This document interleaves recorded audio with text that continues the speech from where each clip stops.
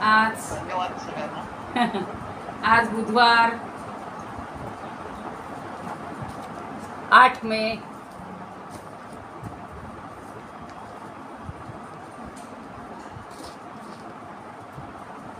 सगळ्यांना शुभेच्छा. आणि काल आपण 415 पर्यंत ओव्या झालेल्या आहेत, म्हणजे 14 पर्यंत झाल्यात. आज 15 पासून घेऊयात. तशी 15वी काल म्हटली होती मी. काल फारच लांबत गेला वर्ग आणि काहीच समजेना कुठे थांबावं. शेवटी मला बंद करावा लागला. अलंकापुरी पुण्यभूमी पवित्र, तिथे नांदतो ज्ञान राजा सुपात्र. तया आठवीता महापुण्य राशी, नमस्कार साष्टांग श्री ज्ञानेश्वरासी. माता यस्य तपस्विनी च जनको, वैराग्य रागान्वित भ्रातारो गुरुणा निवृत्तिसहिता निर्वृत्तिका संस्थिता. इत्थं साधु कृपान्वितं स्वयमहो ज्ञानामृतेनावृतं, वन्दे तं करुणाकरं प्रभुवरं श्रीसंत ज्ञानेश्वरं. श्री संत ज्ञानेश्वरं. ज्ञानेश्वर महाराज की जय. पंढरीनाथ भगवान की जय. जय तू ज्ञानेश्वर, जय तू श्रीकृष्ण. आता नेमकं आजच्या त्या कालच्या ओवीमध्ये 14वी आपण पाहिलेलं होतं, म्हणजे 14ची वेगळी आहे. तैसी ते पूर्ण हंता, काही देहपणे पांडुसुता, आवरे काही सविता बिंबे धरिला.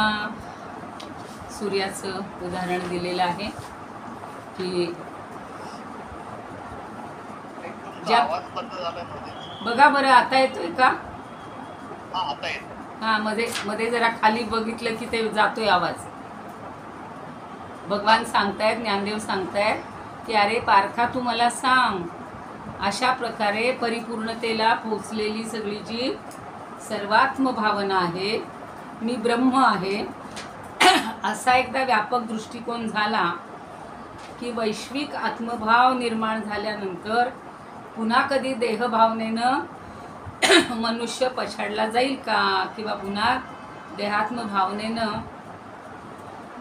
कधीतरी तो आटोक्यात येईल का, ते पुन्हा त्याच्या मनामध्ये देहभावना कधीच येणार नाही. आणि या 3.5 हाताच्या देहानं ही भावना आवरता येईल का? आपला देह बघितला तर एवढासा, आणि ही विश्वभावना केवढी मोठी आहे, प्रचंड आहे, तर त्यांनी त्याला आपण सावरू शकणार नाही. त्याच्यासाठी त्यांनी उदाहरण दिलं होतं की डबक्यातल्या पाण्यात उतरलेल्या सूर्याच्या प्रतिबिंबानं कधी एवढा मोठा प्रचंड सूर्य म्हणजे त्याला कवटाळता येईल का? नाही येणार. आता 15वी ओवी म्हणतात की बरोबर आजच्या माझ्या कीर्तनाच्या विषयाला योग्य अशी आहे. आज दही काल आहे आणि सगळं दही दूध लोण्याचाच आस्वाद घ्यायचा आहे. पै मथुनी लोणी घेपे, ते मागुती ताकी घापे, तरी ते अलिप्तपणे सिंपे तेणे सी काही. सांगितली ती ही ओवी मी की एकदा आपण मंथन करून लोण्याचा गोळा बाहेर काढला आणि पुन्हा जर आपण तो लोण्याचा गोळा ताकामध्ये टाकला तर ते पुन्हा त्या ताकात मिसळलं जाईल का? हो, दिसेनासं होईल का? नाही. तसे एकदा आपल्याला आत्मभाव आला, एकदा आत्मज्ञान झालं की पुन्हा आपण त्या देहभावाकडे जाऊ का? मुळीच नाही. म्हणजे आपल्याला त्या लोण्यासारखी एकदा अवस्था प्राप्त झाल्यानंतर पुन्हा आपण त्या दह्यामध्ये मिसळण्याची शक्यताच नाही आहे. नाना काष्ठवनी वीरेशा, वेगळा वेलिया होता हुताशा, राहे काष्ठाची या मांदुसा कोंडलेपणे. आणि ही पण ओवी थोडीशी घाईघाईत वाचलेली होती की एकदा लाकडात सुप्त अवस्थेत असलेल्या अग्नीला एकदा का लाकडापासून वेगळं केलं की पुन्हा लाकडाच्या पेटीत कोंडून ठेवता येईल का? म्हणजे सुप्त अवस्थेत जर लाकडाच्या ठिकाणी अग्नी असतो तर त्या अग्नीला आपण लाकडापासून जर वेगळं केलं तर पुन्हा तो लाकडाच्या पेटीत कधी घालून ठेवता येईल का तो अग्नी? जर त्या पेटीत घातला तर सगळीच लाकडं पेटून जाणार, म्हणजेच लाकडात पुन्हा तो कोणता येणार नाही. एकदा त्याला अग्निरूप आलं की पुन्हा पेटीत ठेवता येणार नाही. म्हणून त्यांनी म्हणले, नाना काष्ठोनी विरेशा वेगळा वेलिया हुताशा, राहे काष्ठाची या मांदुसा कोंडलेपणे, का रात्रीची या उदरातू निघाला जो हा भास्वतू, तो रात्री ऐसी मातू एकेकाई. आता भास्वतू म्हणजे हा सूर्य. रात्रीच्या वेळेला रात्रीच्या गर्भात आपण म्हणतो ना, ते छान आहे बघा काव्य, रात्रीच्या गर्भात असे उद्याचा उशक्का. तसं रात्रीच्या गर्भात शिरलेला हा जो सूर्य असतो तो पुन्हा कधी रात्र हा शब्द ऐकू शकेल का? का रात्रीचा पुन्हा तो रात्रीला पुन्हा पाहू शकेल? सूर्याला रात्र म्हणजे काय हे माहितीच नाही. जसं आपण म्हणतो की म्हणजे राजाला दिवाळी काय माहिती, त्याची रोजच दिवाळी असते. तसं सूर्याला प्रकाशच माहिती आहे, त्याला रात्रीचा अंधार कधी माहितीच नाही, काळोख म्हणजे काय माहितीच नाही.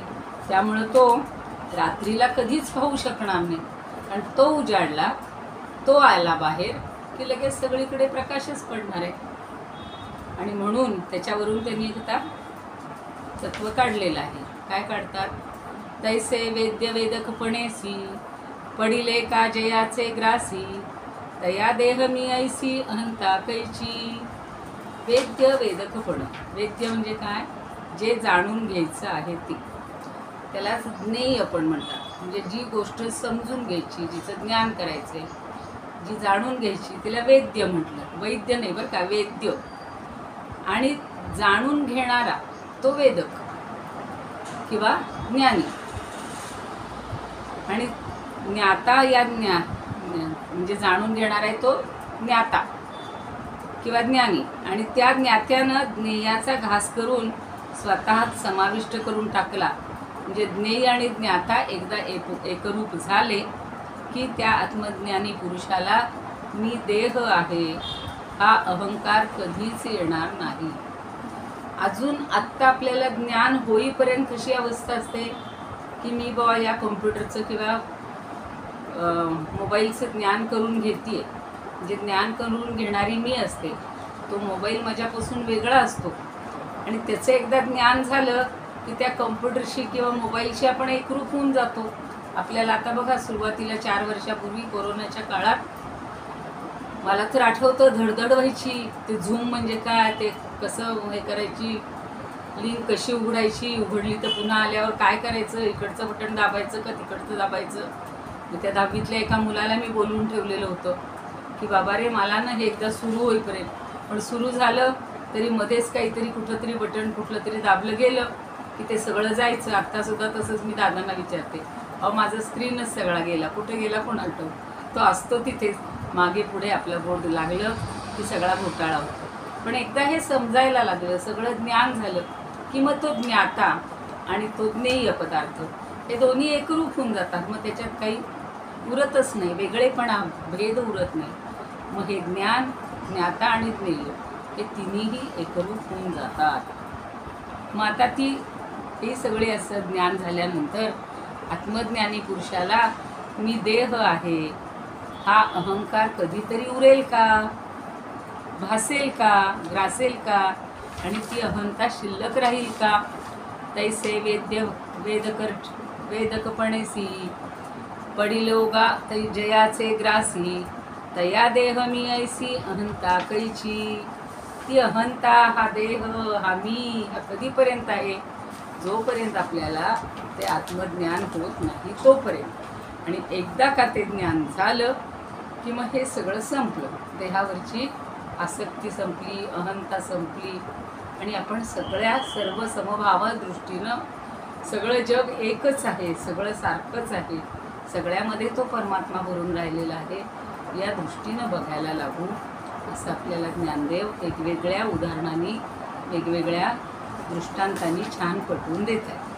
आता कालच्या ज्या स्वरूपानंदांच्या ओव्या झाल्या होत्या ते आपण पुढच्या बघूया.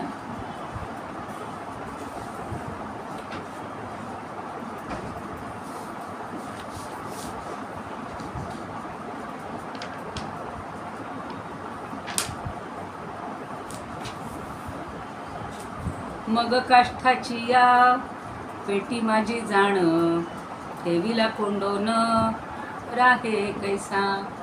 त्याची पहिली ओळ बघा. काष्ठा माझी अग्नी, असे जो का गुप्त, घर्षणे प्रगट करीता तो. काष्ठामध्ये जो अग्नी असतो तो आत्ता सुप्त असतो, गुप्त असतो. तो जर समजा आपण पेटीमध्ये ठेवला, कोंडून ठेवला, तर तो आता कसा बरं राहील? तसा राहू शकत नाही. कारण एकदा त्याचं अग्नी म्हणून रूपांतर झालं की मग घर्षणाने तो प्रगट होतो. अजूनसुद्धा बघा, यज्ञाच्या वेळेला मागं मी सांगितलं होतं की 2 काष्ठ, एक खालची आरणी आणि वरची आरणी, म्हणजे लाकूडच असतं, आणि ते एकमेकात घालून असं घासून घासून घासून त्याच्यात अग्नी तयार करतात. एकदा तो त्या काष्ठामध्ये अग्नी तयार झाला की मग ते काष्ठ तुम्ही पेटीमध्ये ठेवू शकाल का सुरक्षित? नाही ठेवू शकत. किंवा रात्रीची या उदरातून सहस्र किरण निघाला जो, तयाची या कानी जैसी पंडू सुता, शिरेची ना वार्ता रजनीची. एकदा तो उगवला की त्याच्या तोंडून रजनी, रात्र ही वार्ता म्हणजे होणारच नाही आहे, निघणारच नाही आहे. कारण सूर्य म्हणलं की प्रकाश, प्रकाश ही प्रकाश. आता बघा ना, संध्याकाळी सूर्यास्त होईपर्यंत आपण छान उजेडातच राहतो, आणि मग संध्याकाळ झाल्यावर समजा सूर्यानं ठरवलं, नाही मी जरा बघून येतो रात्रीचा अंधार कसा आहे, असं जरी त्यानं ठरवलं तरी तो रात्रीचा अंधार बघायला जरी आला तरी काय होईल? पुन्हा दिवसच होईल. लोकांना आश्चर्य वाटेल, आज काय सगळा 24 तास दिवसच आहे का काय? तिकडं जशी 6 महिने रात्र 6 महिने दिवस लोक अनुभवतात, तशी आपली वेळ येईल. तैसे ज्ञाता ज्ञेय टाकी जो गिळून, तयासी कोठून देहा हंता. आकाशी जेथून जया ठाई जावे, तेथेही स्वभावे असे चिते. आता पुढच्या ओळ बघायच्या. आणि आकाशे जेथे जेथुनी, जाई जे तेथ असे बरोनी, म्हणून ठेले कोंडोनी कोंदोनी आपे आप. आता सांगतायत की अरे पार्था, आकाशानं जरी असं ठरवलं की आज मी इथून दुसरीकडे जाणार, तर ते वेगळेपणानं जाऊ शकेल का? कारण आकाश कुठेही गेलं तरी सगळीकडे पसरलेलेच असतं. आपण ठरवतो बाबा की 4 दिवस जरा कुणाकडे तरी जाऊन येऊ, जसं आम्ही 2 दिवस आता नाशिकला आलो, चला कीर्तन करू. पण आकाश असं एका ठिकाणाहून दुसऱ्या ठिकाणी जाईल का? चला मला 4 दिवस जरा जाऊन यावं वाटते, म्हणून त्याला दुसरीकडे जाता येईल का? नाही. कारण कुठेही गेलं तरी तसंच आकाश असतं, तशीच पोकळी असते. तुम्हाला असेल लहानपणी असंच अनुभव घेतला असेल. आम्ही लहान असताना बावधन म्हणून गाव होतं, आणि तिथे सोनजाईचा डोंगर. आता 5-6 वर्षाच्या मुलांना तो डोंगर म्हणजे केवढा मोठा पर्वत वाटायचा, आणि त्याच्यावर गेलं की असं वाटायचं आता आपण आकाशाजवळ आलोय बरं का, आता आपलं बोट आकाशाला टेकणार. तिथं गेलं तरी वर आकाश पुन्हा तेवढंच उंच. म्हणजे ही पोकळी जी आहे ती कायम तशी राहणार. तर आकाश काही इकडून तिकडं कधी जाऊ शकणार नाही. ही पोकळी तशीच, जिथे जाऊ तिथे तसंच राहणार आहे. पुढं म्हणताय, तैसे जे तेणे करावे, तो तेची आहे स्वभावे, मा कोणे कर्मी वेष्टावे, करतेपणे. तसंच त्याप्रमाणेच आत्मज्ञानी पुरुषानं जे म्हणून कर्म करायचे ते कर्म तो स्वभावतात झालेला असतो, आणि ते कर्म त्याचंच स्वाभाविक रूप असतं. मग या आत्मज्ञानी पुरुषाला म्हणजे परपुरुषानं कुठल्या कर्माला अशी करतेपणानं मिठी मारावी? मग अशीच वाचलं बघा कुठे की सगळं जे कर्म आहे ते कर्म आणि ते आत्मरूप सगळं एकरूपच होऊन जातं. म्हणजे मी हे काम केलं, मी हे वेगळं केलं अशी भावनाच उरत नाही. सकाळीच पाहिलं आपण, विनोबाजी तसंच सांगतात की प्रत्येक कर्म म्हणजे त्यांनी तर सांगितलं होतं की सूत काढणं हे सुद्धा हा सुद्धा एक यज्ञच आहे. तसे जसं आपण पाहिलं तसं कुठलंही कर्म हे परमेश्वरासाठीच आहे. त्यामुळं मी हे कर्म केलं, आता ते वेगळं कर्म आहे आणि ते माझ्यासाठी उरलेलं आहे, तिथं ते मला करायचं आहे. आपण आत्ता म्हणतो की नाही, हो माझा क्लास झाला की मला हे करायचं आहे, मग मला आवरायचं आहे, मला ती तयारी करायची. पण हा भेद आपल्यामध्ये अजून मनामध्ये आहे. सगळ्या कर्माचा विचार आपण करतो. मग मंदिरात जायचे, मग तिथं कीर्तन करायचे, असं आपल्या डोक्यामध्ये असतं. पण हा करतेपणा आपल्याजवळ ठेवायचाच नाही आणि तो भगवंत आपल्याकडून करून घेत असतो.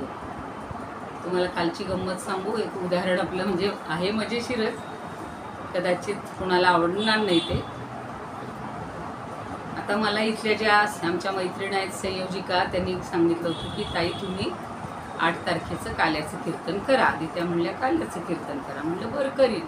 तुम्हाला येतं का? म्हणलं येत नाही, मला आता तयार करावं लागेल, शिकावं लागेल. बरं म्हणल्या करा. परत त्यांच्या मनात आलं नाही नाही 7 तारखेला पण म्हणे कुणीच नाही आहे इथे, तर तुम्ही याल का? म्हणलं येईन. पण म्हणे रामाचं. म्हणले रामाचा जन्म आता आम्ही 4 जणींनी सांगितलं आहे, आता तुम्हाला जन्मच पुन्हा सांगता नाही येणार, तुम्हाला रामाचंच वेगळं काही त्याच्यात घेता आलं तर. म्हणलं ठीक आहे, आपण रामायण सगळंच वाचतो आहोत, त्यातला कुठलाही प्रसंग किंवा जन्मापासूनच्या ठराविक स्वयंवरापर्यंतचा वगैरे आपण घेऊया. मी आपली 4-8 दिवस ती तयारी केली. त्याप्रमाणे सगळे गीत, रामायणातलीच गीतं शोधली, कारण आता कुठल्या वेगळ्या अभंग नोव्या शोधायला वेळ आहे नाही. आणि काल आम्ही सज्ज होऊन तिथे गेलो. आता तिथं गेलो, मला जरा जायला त्या मनानं उशीर झाला. आधी अर्धा तास जाऊ तर वेळ नाही जायला.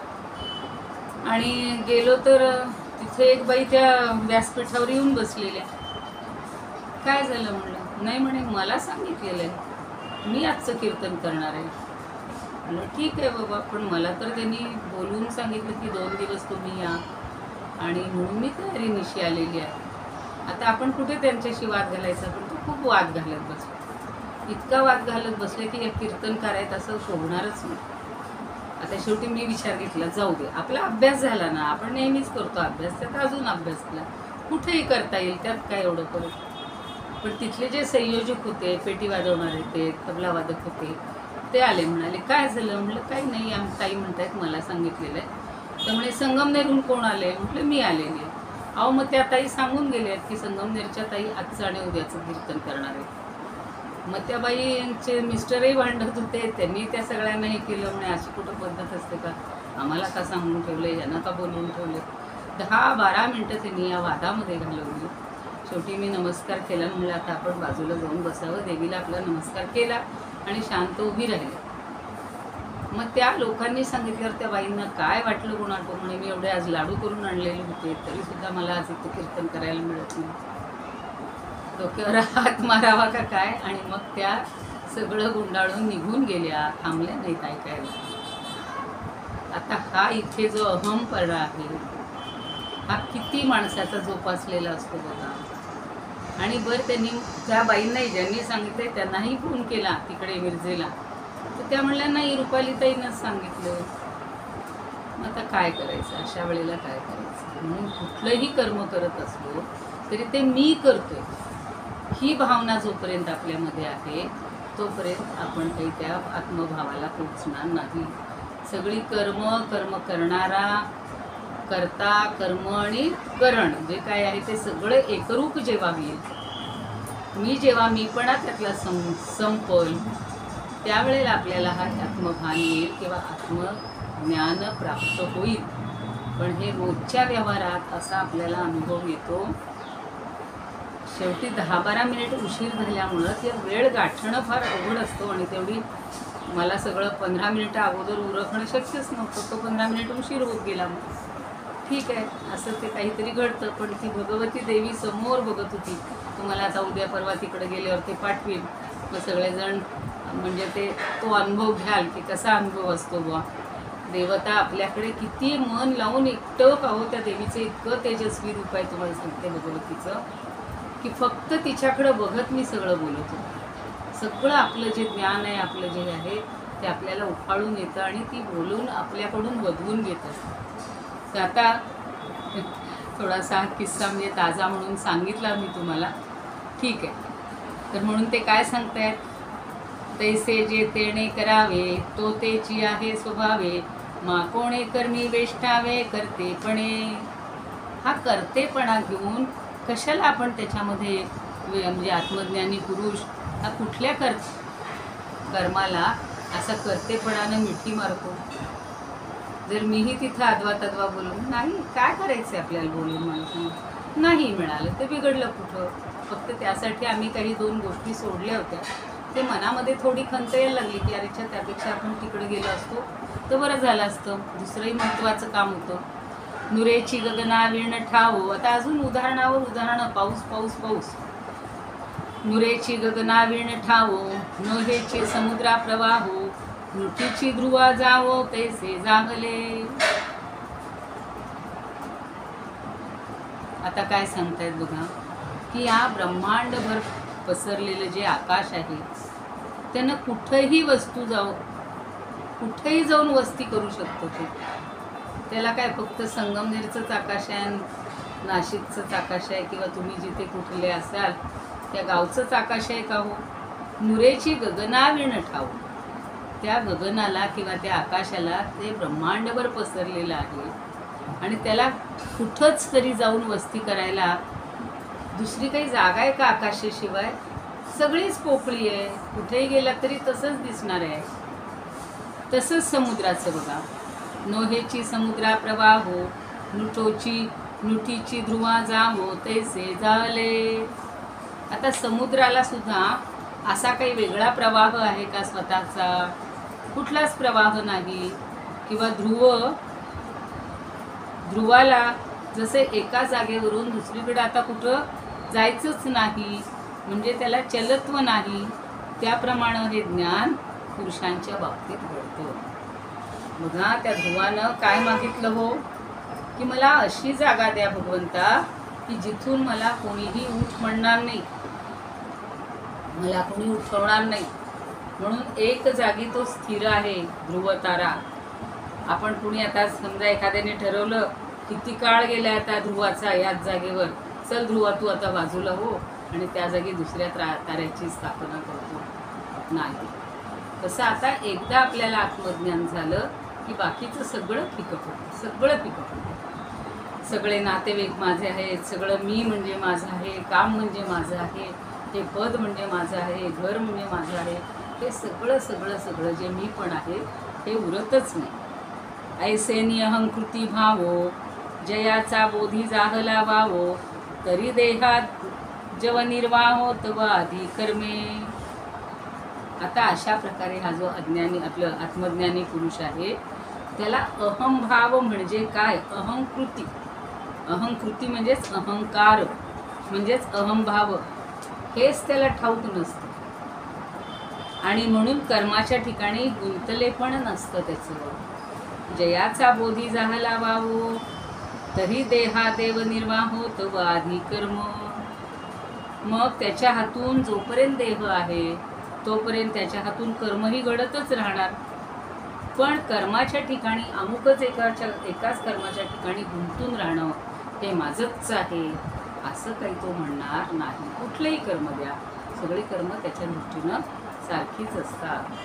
आपण पाहतो बघा व्यवहारामध्ये एखादं क्षेत्र असतं. आपण आता रस्त्यावर बघतो दुकानं फाटलेली असतात आणि एखादा नवीन कोणतरी येतो म्हणतो अरे हे तर माझ्या बापदाद्यांपासूनची ही जागा माझी होती, तू कुठून आला. त्याला धुडकावून लावतात, भिरकावून टाकतात, स्वतःचं तिथं स्थापन करतात. हा सगळा अहंकार.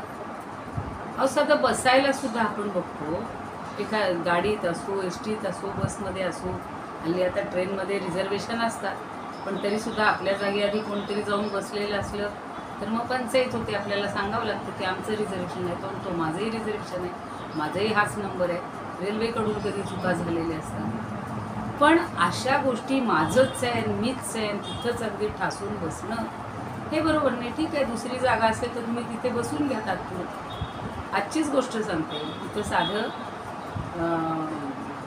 सकाळी सकाळी काकड आरती असते रामरायाची. ती बरोबर 5 वाजता असते. आता माझ्या चुकून लक्षात गेलं आणि मी समजले की आज काहीच नाही आपल्या मागे आता अभ्यासाव्यतिरिक्त, तर आपण जाऊ थोड्या वेळाने. आणि मग तिथे गेले 5:15. तर तिथे 2 खुर्च्या असतात. एका खुर्चींवर एक आजीबाई येऊन बसतात आणि दुसऱ्या खुर्चीवर कोणी बसलं तर चालतं, ज्याला खाली बसवत नाही त्यांच्यासाठी. तर एक आज असे कोणतरी गृहस्थ आलेले होते, ते सांगत होते इकडे बसू नका, असं करू नका, ती खुर्ची तिकडं अमक्याची आहे, त्याच्यावर अजिबात बसायचं नाही. तर मी मागेही जेव्हा आम्ही 3 दिवस आलो होतो तेव्हा त्या आजींची माझी ओळख झालेली होती आणि त्या खूप म्हणजे अगदी सत्याचा किंवा सत्वाचा पुतळा. मी म्हटलं त्या आजी येईपर्यंत मी इथं बसते, म्हणजे मला समोरून दर्शन घडेल. बरं बसले. परत मी म्हटलं नको बाबा, आपण आपलं देवाचं दर्शन घेऊन इकडच्याच खुर्चीवर बसू, म्हणून इकडे बसलो. तो माणूस सगळ्यांनाच हटकत होता, सगळ्यांनाच बोलत होता. कशासाठी? ही जागा, ते देवाचं ठिकाण, देवाच्या दर्शनाला आलोय, कुणी कुठे बसावं ना.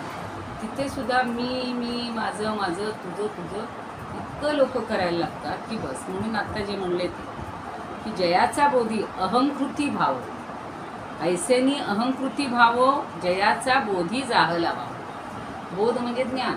एकदा अहंकृती संपली, अहंकार गेला आणि हे ज्ञान झालं की तरी देवा जेव निर्वाहो तव कर्मे आधी म्हणल्यात.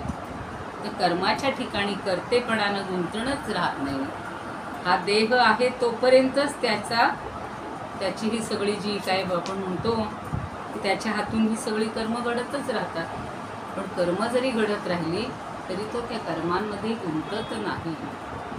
जसं मी तुम्हाला मागेही सांगितलं होतं, जनकराजाची काल वेगळ्या तऱ्हेनं गोष्ट सांगितली.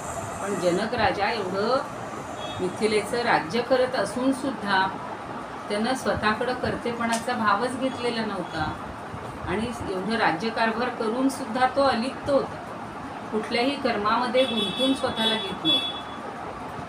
कर्तेपणाचा त्याच्या ठिकाणी आव नव्हता. तीच गोष्ट इथं भगवंत हे ज्ञानदेव आपल्याला सांगतात. आता वाऱ्याचं उदाहरण देतात. अगा वारा जरी वाजोनी ओसरे, तरी तो डोल रुखी उरे, कासेंदे धृती राहे कापुरे वेचलेनी. आता हा वारा कसा आहे बघा, सोसाट्याचा वारा. म्हणून त्यांनी म्हणलेला आहे अगा वारा जरी वाजोनी ओसरे. आता तू वारा वाहत असताना जरी ओसरे म्हणजे थांबला, व्हायचा थांबला, तरी वृक्षांमध्ये जे डोलणं त्याचं असतं ते चालूच असतं. तरी तो डोल रुखी म्हणजे वृक्ष बच्या जागी र येतो या प्राकृतामध्ये काही ठिकाणी.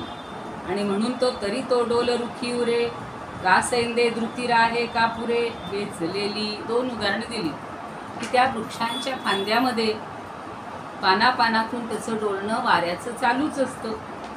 आणि जळणारा जो कापूर आहे तो जळता जळता विरून गेला तरी त्याचा सुगंध हा काही काळ येतच राहतो किंवा शिल्लकच राहतो. का सैंदे धृती राहे कापुरे वेचलेनी. सैंदे म्हणजे तो पूर्ण हे झाला, शांत जरी झाला तरी सुद्धा त्याचा जो सुगंध आहे, सैंदे म्हणजे सुगंध, तो काही काळ उरतोच ना. किती उदाहरणं देता येतो. अजून देतात. का सरले या गीताचा समारंभ, नवचे राहवलेपणाचा क्षोभू, भूमी लोळवणी गेली अंबू बोल थारे. आता एखादी गाण्याची अप्रतिम अशी मैफल आहे आणि ती जरी संपली तरी गाणे ऐकून घेतलेला जो आनंद असतो, स्वरानंद, किती वेळ तरी आपल्या डोक्यात ते घुमतच राहतं. आता काल त्या कीर्तनामध्ये सगळी रामायणाचीच सगळे प्रसंग आणि त्याच्याशी संयुक्तिक अशी गीतं घेतली होती. आणि आज पहाटे तो काकड आरती झाला की स्वये श्री रामप्रभू ऐकतीपासून सगळी गाणी ती छान सुधीर फडकेंच्या आवाजात लागलेली होती.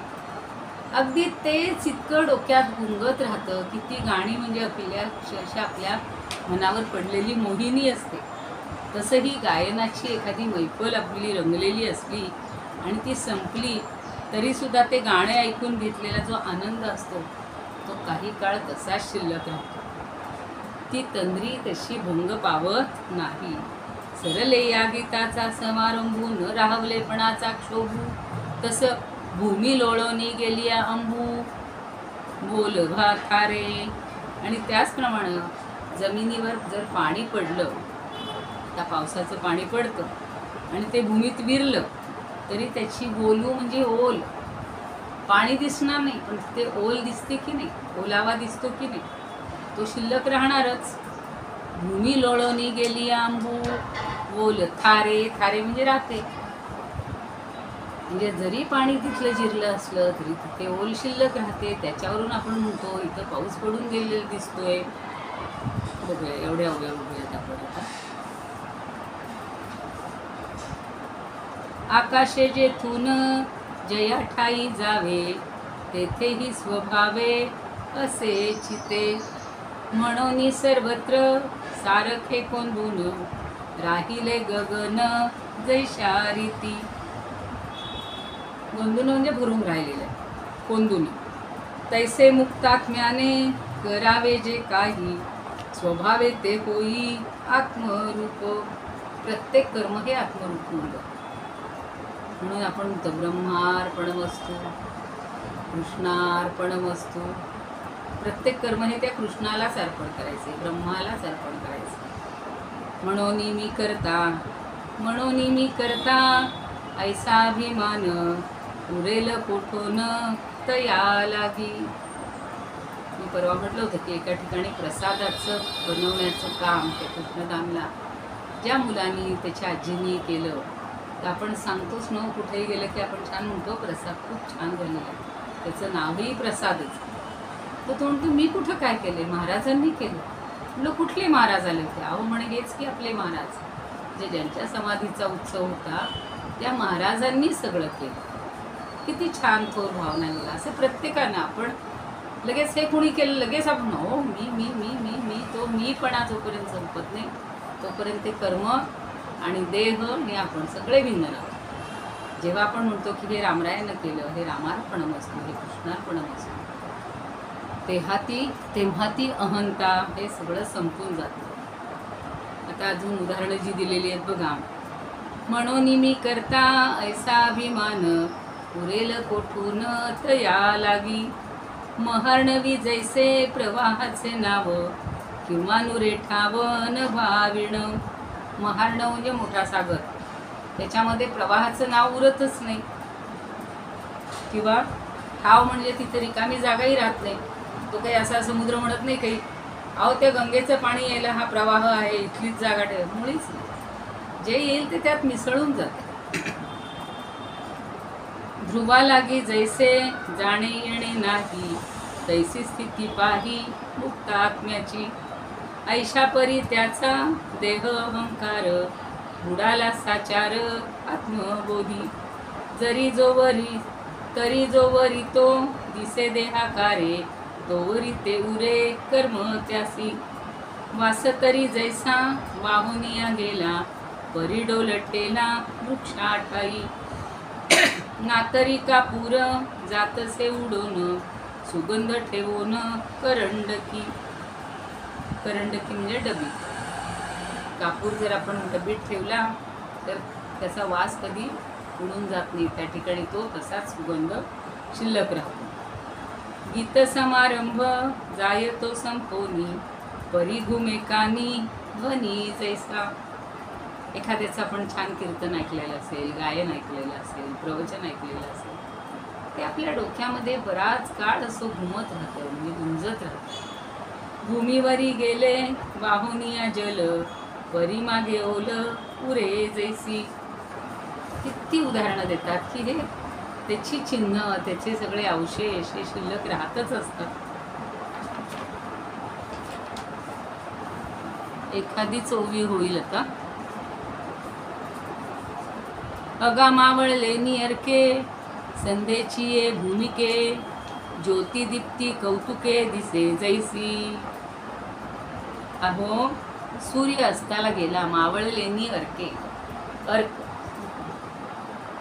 इदमुपकर्तुं भुवन मंडलम, समुदितमिव भास्करम, सादरम वंदे ज्ञानेश्वरम.